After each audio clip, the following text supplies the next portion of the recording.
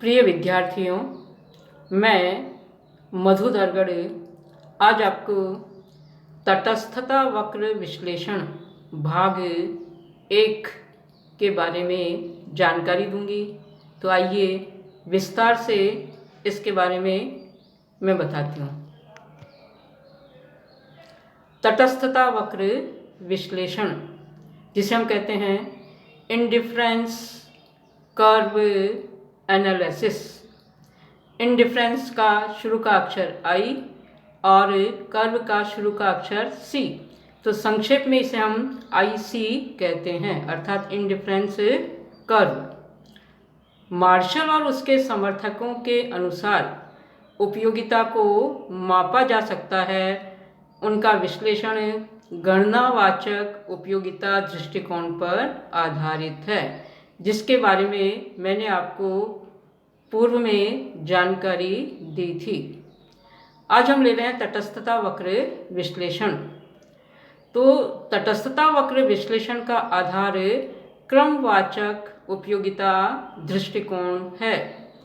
Pareto, Hicks, Elon आदि के अनुसार उपयोगिता को एक क्रम में रखा जा सकता है और प्रत्येक क्रम को एक क्रम सूचक संख्याएं प्रदान की जा सकती हैं, जैसे प्रथम, द्वितीय, तृतीय आदि।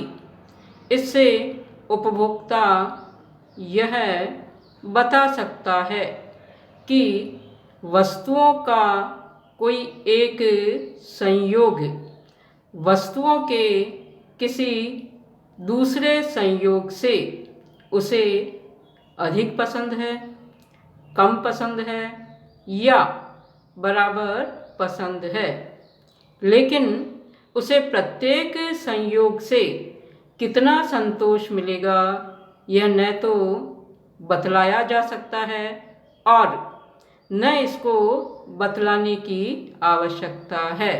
तो इस तरह से तटस्थता वक्र विश्लेषण क्रमवाचक उपयोगिता दृष्टिकोण पर आधारित है। इसके बाद हम लेते हैं तटस्थता वक्र का अर्थ और परिभाषा। एक तटस्थता वक्र दो वस्तुओं के विभिन्न संयोग बताता है जिनसे उपभोक्ता को समान संतुष्टि मिलती है। तो इस तरह से तटस्थता वक्र दो वस्तुओं के विभिन्न संयोगों को बताता है जिनसे उपभोक्ता को समान संतुष्टि मिलती है। प्रोफेसर स्मिथ के शब्दों में यह मात्राओं के उन संयोगों को प्रदर्शित करने वाले बिंदुओं का मार्ग है जिनके बीच व्यक्ति तटस्थ रहता है, अतः इसे तटस्थता वक्र कहते हैं। इसी तरह से हम यह भी देखते हैं कि तटस्थता वक्र को और कई नामों से जाना जाता है, जैसे तटस्थता वक्र को अधिमान वक्र, उदासीनता वक्र, समान संतुष्टि रेखा आदि नाम से भी हम जानते हैं। प्रोफेसर मेयर्स के शब्दों में तटस्थता तालिका वह तालिका है जो दो वस्तुओं के ऐसे विभिन्न संयोगों को बताती है जिनसे किसी व्यक्ति को समान संतुष्टि प्राप्त होती है। यदि इस तटस्थता तालिका को एक रेखा के रूप में दिखाया जाए तो हमें तटस्थता वक्र रेखा प्राप्त हो जाती है। तो इस तरह से तटस्थता वक्र दो वस्तुओं के उन विभिन्न संयोगों को बताता है जिनसे उपभोक्ता को समान संतुष्टि मिलती है। तालिका ले लेते हैं। तालिका में सबसे पहले कॉलम में है संयोग, दूसरे कॉलम में है x वस्तु, तीसरे कॉलम में है y वस्तु और आखिर में है संतुष्टि। जैसे ए संयोग है x वस्तु की 1 इकाई और y वस्तु की 30 इकाइयाँ। अगर वह यह संयोग अपनाता है तो उसे संतुष्टि प्राप्त होती है। बी संयोग को यदि हम लेते हैं तो यहाँ पर x वस्तु की 2 इकाइयाँ और y वस्तु की 24 इकाइयाँ उसके पास में है, और ए संयोग से और बी संयोग से समान संतुष्टि मिलती है। सी संयोग की बात करते हैं तो यहाँ पर x की 3 इकाइयाँ हैं और y वस्तु की 19 इकाइयाँ हैं, और इनसे भी उपभोक्ता को उतनी ही संतुष्टि मिलती है जितनी ए और बी संयोग से मिलती है। अगर डी संयोग लेते हैं तो यहाँ पर x वस्तु की 4 इकाइयाँ हैं और y वस्तु की 15 इकाइयाँ हैं, और इनसे भी समान संतुष्टि मिलती है। ई संयोग पर x वस्तु की 5 इकाइयाँ हैं और y वस्तु की 12 इकाइयाँ हैं, और इनसे भी संतुष्टि का स्तर समान मिलता है। और आखिरी है F संयोग, इसमें x वस्तु की 6 इकाइयाँ हैं और y वस्तु की 10 इकाइयाँ हैं, और इनसे भी समान संतुष्टि प्राप्त होती है। तो उपरोक्त तालिका x वस्तु और y वस्तु के विभिन्न संयोगों को बताती है जिनसे उपभोक्ता को समान संतुष्टि मिलती है। उनके चुनाव के प्रति उपभोक्ता तटस्थ रहता है। तो इस तरह से इस तालिका से हमें ये पता चलता है कि जो विभिन्न संयोग है, इन विभिन्न संयोगों से उपभोक्ता को समान संतुष्टि प्राप्त हो रही है। इसके बाद यही तालिका है जिसमें एक कॉलम आखिर में मैंने और जोड़ा है, और वह है x की y के लिए सीमांत प्रतिस्थापन दर, जिसे हम संक्षेप में कहते हैं MRSXY। इसका पूरा नाम है marginal rate of substitution of x for y, अर्थात x की y के लिए सीमांत प्रतिस्थापन दर। तो जो ए संयोग है यहाँ पर x वस्तु की है 1 इकाई और y वस्तु की है 30 इकाइयाँ। ए से बी पर आते हैं, सी पर आते हैं, डी ई एफ की बात करते हैं तो आप देखिए x वस्तु की इकाइयाँ लगातार बढ़ रही है। जैसे x वस्तु है 1, 2, 3, 4, 5 और 6, और जो y वस्तु की इकाइयाँ हैं ये पहले है 30, इसके बाद 24, इसके बाद 19, इसके बाद 15, इसके बाद 12 और फिर है 10, अर्थात ये घट रही है। और जो आखिरी कॉलम है x की y के लिए सीमांत प्रतिस्थापन दर, इसका मतलब ये है कि जब x वस्तु की 1 इकाई बढ़ाई जाती है तो y वस्तु की जो इकाइयाँ त्यागी जाती है उसे हम सीमांत प्रतिस्थापन दर कहते हैं। जैसे ए से बी संयोग पर आते हैं तो x वस्तु की 1 इकाई बढ़ी है, 1 से बढ़ा करके 2 की है, और जो y वस्तु है इसकी इकाइयाँ 30 से घट करके 24 से रह गई हैं, अर्थात y वस्तु की 6 इकाइयाँ छोड़ी है किसके बदले में, x की 1 इकाई के बदले में। तो यहाँ MRS हो गई 6:1, अर्थात 1 इकाई x के लिए 6 इकाई y, ये है इसकी सीमांत प्रतिस्थापन दर। इसके बाद B से C पर आते हैं तो x वस्तु की 1 इकाई बढ़ी है और y वस्तु की इकाइयाँ 24 से घट करके 19 रह गई है, अर्थात y वस्तु की 5 इकाइयाँ त्यागी है। तो x की 1 इकाई बढ़ी है और y की 5 इकाइयाँ छोड़ी है, तो MRS हो जाएगी 5:1, अर्थात 1 इकाई x के लिए 5 इकाई y त्यागी गई है। इसके बाद C से D पर आते हैं तो x की 1 इकाई बढ़ी है और y की इकाइयाँ 19 से घट करके 15 रह गई है, अर्थात 4 इकाइयाँ त्यागी गई है। तो MRS या सीमांत प्रतिस्थापन दर है 4:1, अर्थात 1 इकाई x के लिए 4 इकाई y छोड़ी गई है। इसके बाद D से E पर आते हैं तो x की 1 इकाई बढ़ी है और y की इकाइयाँ 15 से घट करके 12 रह गई है, अर्थात 3 इकाइयाँ छोड़ी हैं। तो सीमांत प्रतिस्थापन दर हो जाएगी 3:1, अर्थात 1 इकाई x के लिए 3 इकाई y त्यागी गई है। और आखिर में है E से F पर आते हैं तो x की 1 इकाई बढ़ी है और y की इकाइयाँ 12 से घट करके 10 रह गई है, अर्थात y की 2 इकाइयाँ त्यागी हैं। तो सीमांत प्रतिस्थापन दर हो जाएगी 2:1, अर्थात 1 इकाई x के लिए 2 इकाई y की त्यागी गई है। तो ये है x की y के लिए सीमांत प्रतिस्थापन दर। अब आप सोच रहे होंगे कि ये आंकड़े हम परीक्षा में किस तरह से याद रखें।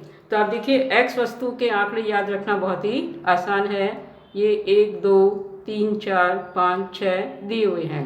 और जो y वस्तु की इकाइयाँ हैं इसे याद करना भी बहुत ही आसान है। जैसे हमने यहाँ 30 से शुरू किया है, फिर 6 का अंतर है तो 24 आ गया, फिर 5 का अंतर है तो 19 आ गया, फिर 4 का अंतर है तो 15 आ गया, फिर 3 का अंतर है तो 12 आ गया और फिर 2 का अंतर है तो 10 आ गया है। तो आप ये ध्यान रखिए कि इनके बीच जो अंतर है वो घटता हुआ है, जैसे 6, 5, 4, 3, 2, इस तरह से इनके बीच में आपस में अंतर रहता है। और दूसरी बात यह कि ज़रूरी नहीं है कि आप y वस्तु की इकाइयाँ 30 से ही प्रारंभ करें। आप जो भी चाहे उस आंकड़े से या उस समांक से यह y वस्तु की इकाइयाँ प्रारंभ कर सकते हैं। लेकिन ये ध्यान रखें कि जो सीमांत प्रतिस्थापन दर है MRS यह हमेशा घटती हुई होगी, अर्थात इनका अंतर रहेगा 6, 5, 4, 3, 2, अर्थात जो सीमांत प्रतिस्थापन दर है यह घटती हुई होगी। इसके बाद हम लेते हैं डायग्राम। इस डायग्राम में x अक्ष पर लिया है x वस्तु और y अक्ष पर ली है y वस्तु। x वस्तु की इकाइयाँ हैं हमारे पास में 6, तो ये मैंने 1, 2, 3, 4, 5, 6 x वस्तु की इकाइयों पर निशान बना दिए हैं। और जो y वस्तु है इधर भी मैंने निशान बना दिए हैं। तो आप तालिका में देखिए, जो A संयोग है इसमें x वस्तु की 1 इकाई है और y वस्तु की 30 इकाइयाँ हैं। तो x वस्तु की 1 इकाई और y वस्तु की 30 इकाइयाँ, तो हमें ये संयोग A प्राप्त होता है। जो B संयोग है उसमें x वस्तु की 2 इकाइयाँ और y वस्तु की 24 इकाइयाँ हैं और उसके आधार पर यह B बिंदु प्राप्त होता है। जो C संयोग है इसमें x वस्तु की 3 इकाइयाँ और y वस्तु की 19 इकाइयाँ हैं और उसके आधार पर ये C बिंदु प्राप्त होता है। जो D संयोग है इसमें x वस्तु की 4 इकाइयाँ और y वस्तु की 15 इकाइयाँ हैं और उसके आधार पर यह D बिंदु प्राप्त होता है। और जो E संयोग है इसमें x वस्तु की 5 इकाइयाँ और y वस्तु की 12 इकाइयाँ हैं और उसके आधार पर ये E बिंदु प्राप्त होता है। और अंत में है F बिंदु, इसमें x वस्तु की है 6 इकाइयाँ और y वस्तु की है 10 इकाइयाँ और उसके आधार पर ये F बिंदु प्राप्त होता है। अगर इन बिंदुओं को हम मिला दें, A, B, C, D, E, F जो बिंदु हैं इनको आपस में मिला दें तो हमें तटस्थता वक्र या IC या इंडिफरेंस कर्व प्राप्त होता है। यह तटस्थता वक्र दो वस्तुओं के उन विभिन्न संयोगों को बताता है जिनसे उपभोक्ता को समान संतुष्टि मिलती है। कोई सा भी बिंदु लें, A संयोग लें या B संयोग लें या C संयोग, D, E, F कोई सा भी संयोग लें, सब जगह संतुष्टि समान रहती है। तो IC तटस्थता वक्र रेखा है जिस पर X वस्तु और Y वस्तु के विभिन्न संयोगों से समान संतुष्टि मिलती है। इसके बाद हम लेते हैं तटस्थता मानचित्र, इंडिफरेंस मैप। जब बहुत से तटस्थता वक्रों को एक ही चित्र में दिखाया जाता है तो इस चित्र को तटस्थता मानचित्र कहते हैं। तो जब हम बहुत से तटस्थता वक्रों को एक ही चित्र में दिखाएंगे तो उसे हम तटस्थता मानचित्र कहते हैं। जैसे यह है इसका डायग्राम, एक्स अक्ष पर है एक्स वस्तु और वाई अक्ष पर है वाई वस्तु। यहाँ हमने 4 तटस्थता वक्र लिए हैं, IC1, IC2, IC3 और IC4। सबसे पहले IC1 की बात करते हैं। तो IC1 पर A, B और C 3 बिंदु हैं। तो जितनी संतुष्टि A पर है उतनी संतुष्टि B पर है और उतनी संतुष्टि C पर है। अर्थात एक ही तटस्थता वक्र लेते हैं तो उसके सभी बिंदुओं पर समान संतुष्टि मिलती है।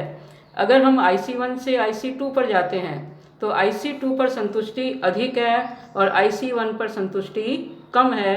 अर्थात जो G बिंदु है यह अधिक संतुष्टि को बताता है। अगर IC2 से IC3 पर जाते हैं तो इस पर जो H बिंदु है, इस H बिंदु पर भी G की तुलना में अधिक संतुष्टि मिलती है। और अगर हम IC3 से IC4 पर जाते हैं तो इस M बिंदु पर H बिंदु की अपेक्षा अधिक संतुष्टि है। तो सबसे कम संतुष्टि है IC1 पर, उससे ज़्यादा है IC2 पर, उससे अधिक IC3 पर और सबसे अधिक संतुष्टि है IC4 पर। तो जैसे जैसे हम मूल बिंदु O से ऊपर दाईं तरफ बढ़ते हैं वैसे वैसे संतुष्टि का स्तर बढ़ता जाता है। तो एक तटस्थता वक्र रेखा संतुष्टि के एक निश्चित स्तर को बताती है। उसके प्रत्येक बिंदु पर संतुष्टि का स्तर समान रहता है। जैसे जैसे तटस्थता रेखाएं दाएं को ऊपर की ओर खिसकती जाती हैं वे अधिक संतुष्टि को बताती हैं। सबसे कम संतुष्टि IC1 पर है तथा सबसे अधिक संतुष्टि IC4 पर है। तो ये है तटस्थता मानचित्र। तो आज इतना ही, शेष अगली कक्षा में।